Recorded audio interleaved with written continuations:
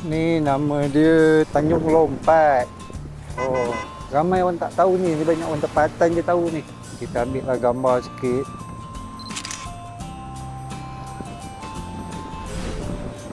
Tanjung Lompat.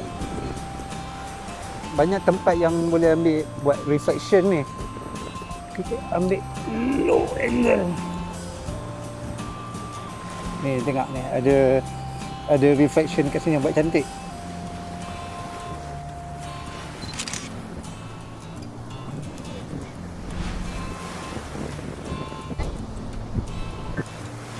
Kita terbalikkan phone sebab kita nak dapat low angle. Fokus lah dia belah pula. Jangan. Stop. Kat tangan tak lawa. Biar dia kat sini. Hilang 2 kaki ya. Apa? Sekejap.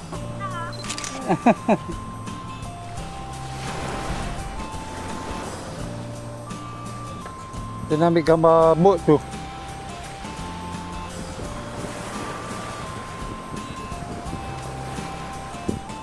Kita ambil low angle lah pula.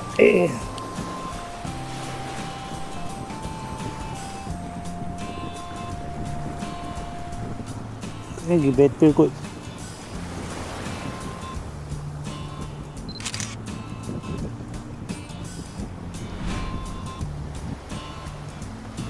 Dia kalau ambil gambar dalam keadaan macam ni, kadang-kadang kita tengok time senja.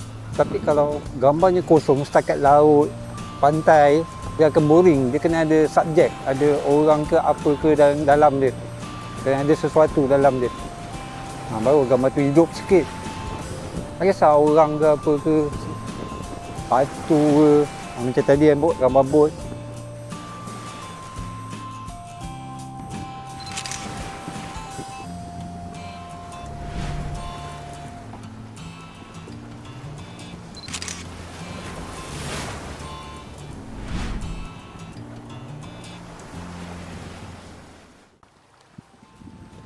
Pagi ni kita nak sarapan dekat pantai Tanjung Lompat ni. Kita nunggu dia orang prepare sarapan dekat sana tu. Kita pusing-pusing ambil gambar lah. Batu-batu tu dia jadi leading line. Lagi kalau ambil gambar jangan berdiri ambil.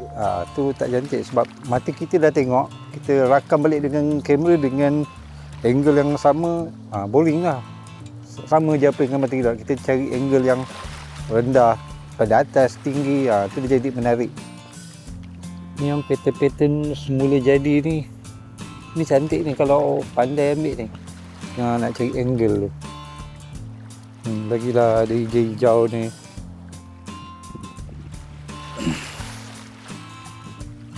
Tak apa nampak.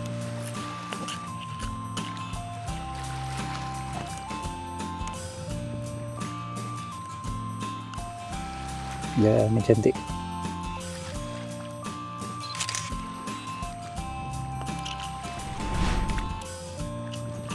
Okay, kita try long exposure pula. Kita pakai JPEG, kita ambil 48 long exposure, JPEG, timer, ambil 3 second.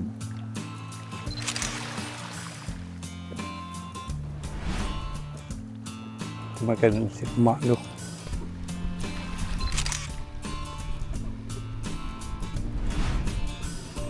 Jadi tengok kawasan ni kecil je ni, main dengan angle. Kita pakai 0.5.